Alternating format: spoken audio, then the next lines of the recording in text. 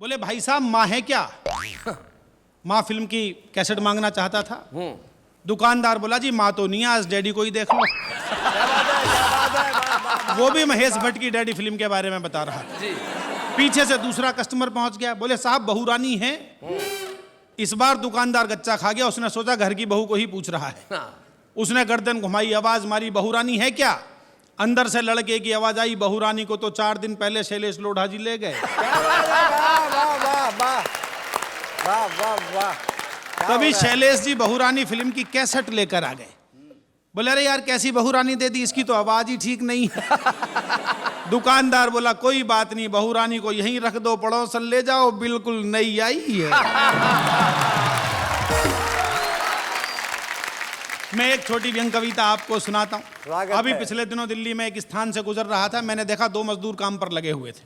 एक गड्ढा खोदने का काम कर रहा था, दूसरा उसे भरने का काम कर रहा था। मैंने कहा भैया ये क्या कर रहे हो? तो एक मजदूर नहीं बताया।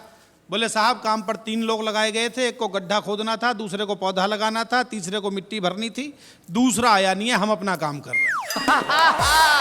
बहुत अच्छे। ये आनंद की स्थितियां, तब आप एक कविता का आनंद लीजिए।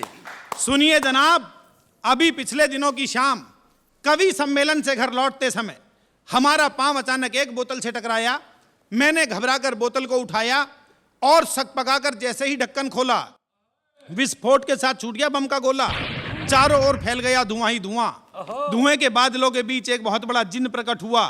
बोला आका आपने मुझे आजाद किया है, मैं जिंदगी भर आपकी जी हुजूरी करूंगा। जो भी मांगना चाहते हो मांग लो, मैं आपकी हर एक इच्छा पूरी करूंगा। मैंने कहा जिन्न महाराज यदि करना ही है तो कर दो इतना सा काज, भारत की भूमि से भ्रष्टाचार भगा दो।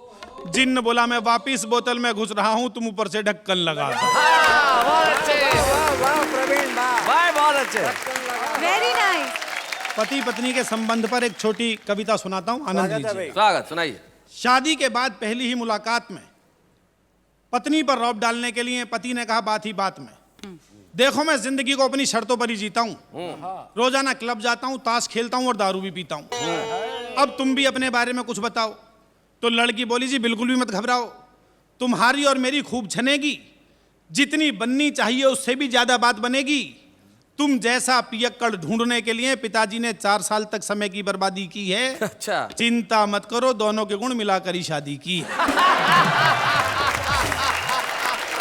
बहुत अच्छे। कई बार गुण इस तरह से मिल जाते हैं कि उनका प्रभाव बहुत दूर तक जाता है।